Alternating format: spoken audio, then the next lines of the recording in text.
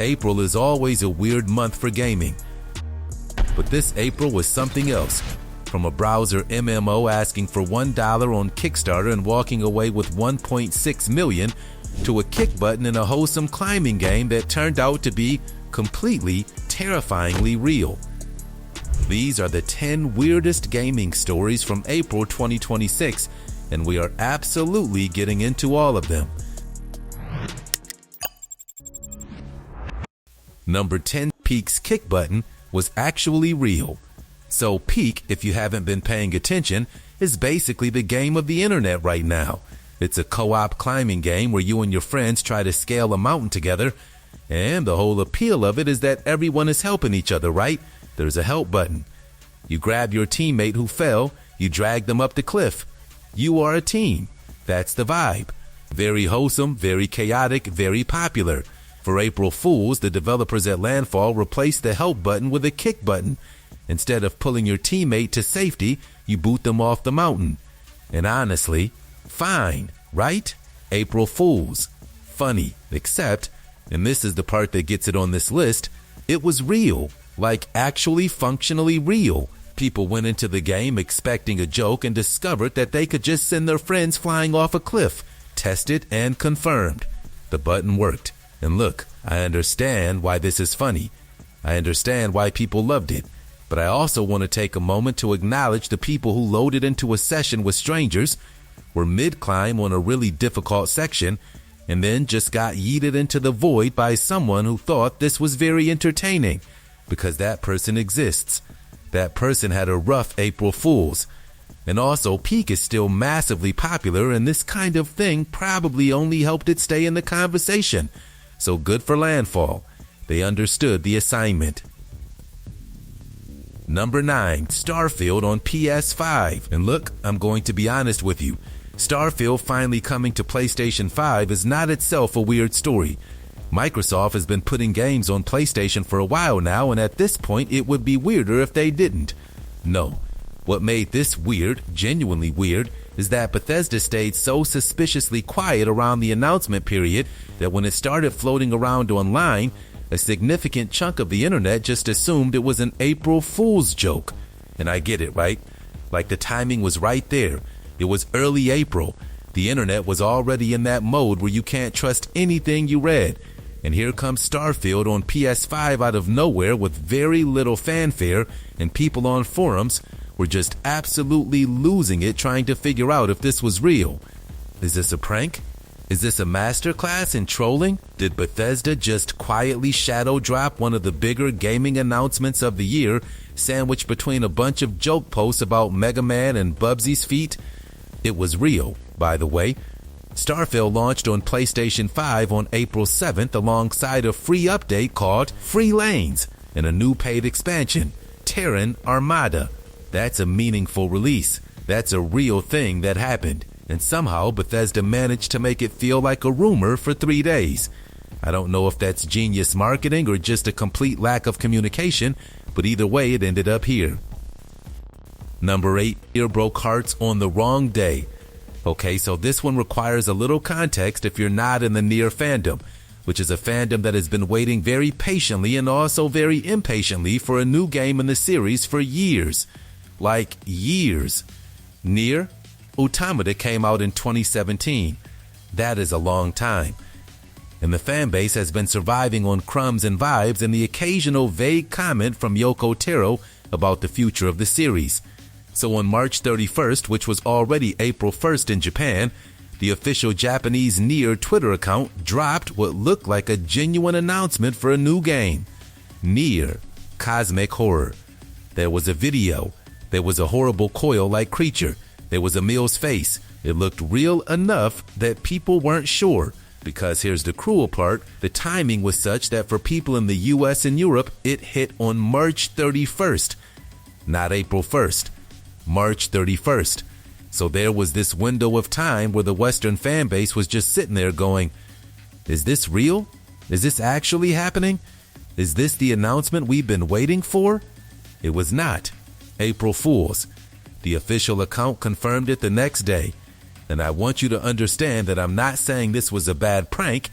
It was actually a very well executed one. But when you're specifically targeting a fan base that has been desperate for news for almost a decade, you are playing a dangerous game with people's emotions. The execution was sharp. The hearts it broke were real. Number 7, State of Decay 3 finally exists. State of Decay 3 was announced in 2020, and if that number doesn't already tell you everything, I don't know what will. I just want to say that out loud. 2020. That is 6 years ago. 6 years of a cinematic trailer and not a whole lot else. In the interim, there was a pandemic. There were reports of crunch and workplace problems at Undead Labs. There was a period where it genuinely felt like this game might quietly disappear and nobody would mention it again. And then in April, Undead Labs announced that alpha playtests are starting in May. Alpha. We are at alpha stage. 6 years in. Now, to be fair, alpha playtests are actually a meaningful signal. It means there is a game that is functional enough to put in front of real players. That's not nothing. And from what they've described, 4-player co-op, base building, expanded combat, it sounds like it's genuinely trying to be a bigger and better version of what State of Decay has always been. The Coalition is helping out with Unreal Engine 5 implementation, which at least suggests there are real resources behind it. But I just want to acknowledge how strange this journey has been, because State of Decay as a series has always been this beloved, kind of underrated thing. It never got the massive mainstream attention it probably deserved. And then they announced a sequel in the middle of one of the worst years in recent memory, and then basically went quiet for half a decade. The fact that it is now an actual playable thing is genuinely good news. 6 years later, I will take it. Number 6.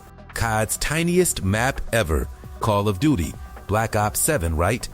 A game where you shoot people in large outdoor environments with vehicles and tactical gear, decided that for April Fools it was going to create a limited time mode called GRWM, which stands for Get Ready With Me. And if you've spent any time on the internet in the last few years, you know that Get Ready With Me is a content format where people do their makeup and talk to a camera. Charming, right? Fine. Black Ops 7 took that concept and built a game mode around it. 8 players. A tiny changing room and makeup room. Free for all only. And the game ends when someone hits 67 kills.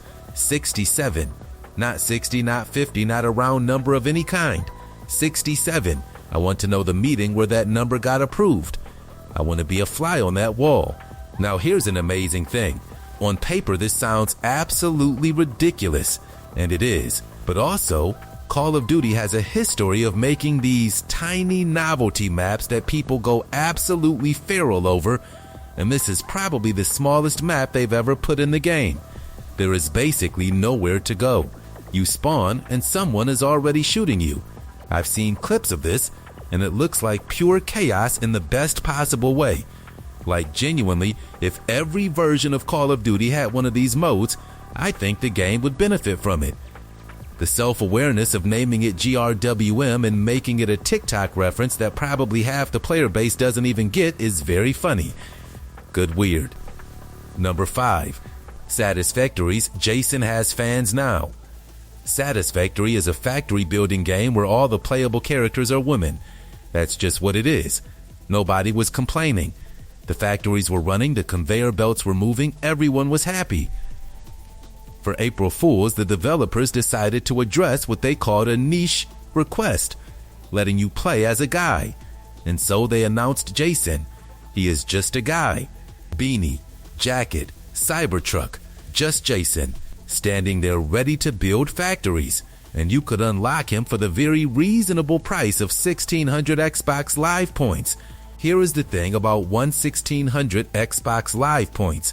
That currency has not existed since 2013. Microsoft retired the point system over a decade ago. So not only is Jason himself a joke, the price tag is also a joke. There are layers. This is a joke built inside another joke, and the developers absolutely knew what they were doing. What they probably did not predict is what happened next, because the internet got hold of Jason and immediately started arguing, genuinely, passionately arguing about whether he should be added to the game for real, not as a limited April Fool's thing, permanently, as an actual playable character with a proper place in the game. People made posts. People made arguments. People made fan art. Within 48 hours, Jason had a following. The man in a beanie drove a Cybertruck into a game that never asked for him and somehow walked out of that weekend as a beloved community figure. Pure community energy, a Cybertruck, and a price tag from 2013. That's weird. That's April. That's Jason. Number 4. Capcom added DRM to 30-year-old games. This one is going to make a certain type of person very angry and, honestly, fair enough. So Capcom released the original Resident Evil trilogy on Steam this month. Resident Evil 1, 2, and 3. The classics, the originals, games that are at this point approaching 30 years old. And on the surface, that's just great news, right? These games should be accessible. More people should be able to play them.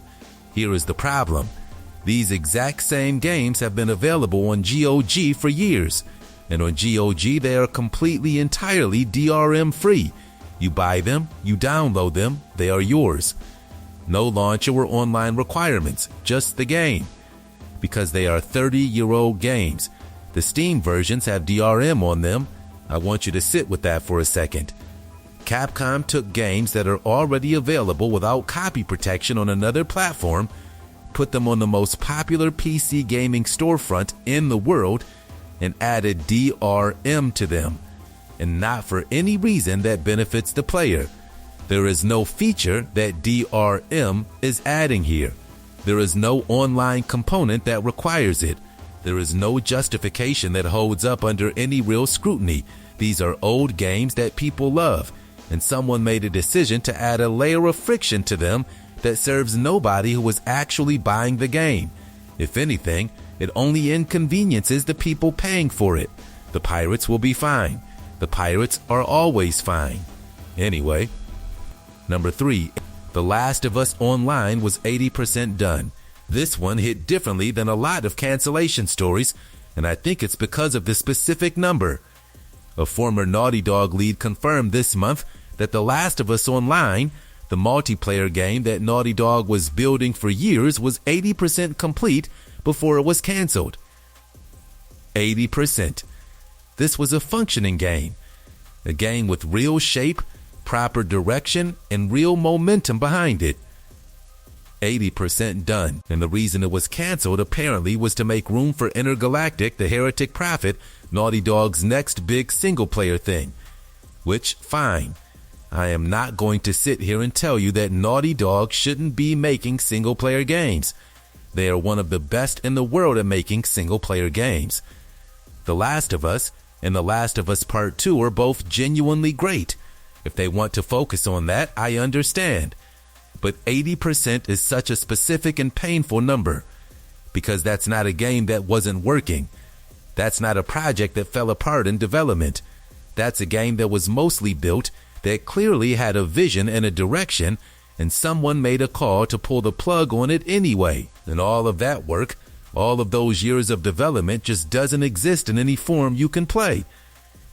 There are also reports that Naughty Dog has a second secret game that has been quietly in development for at least 3 years that nobody knows anything about, which, under different circumstances, would be exciting news.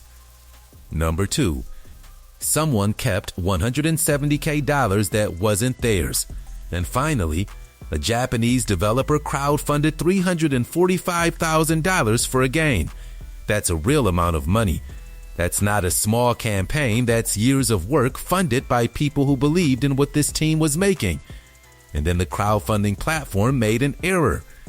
And roughly half of that money, we're talking somewhere in the range of $170,000, was sent to the wrong people. Not delayed. Not misrouted through a banking system. Sent to other people entirely. And those people, whoever they are, did not return it. I want to just sit with that for a second because it is genuinely one of the wildest things I've heard in a while. Some random set of people received a very significant chunk of money that was not theirs, understood that it was not theirs, and decided to keep it anyway. And now the developer, who spent presumably years building this game and ran a campaign to fund it, is in a legal dispute with a platform that failed at the single most basic job a crowdfunding platform has, which is getting the money to the people it's supposed to go to. The developer is seeking legal action, which is the right move, and also probably going to be a long and exhausting road. And I want to be clear that the loss here is not just financial.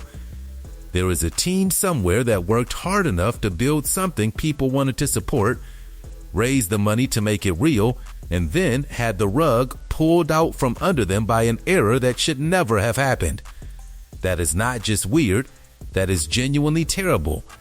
And it earns the top spot this month, because there is nothing weirder or more infuriating than a story that starts with "it was going fine" and ends with "someone just kept the money." Number 1. AQ Worlds turned $1 into $1.6 million.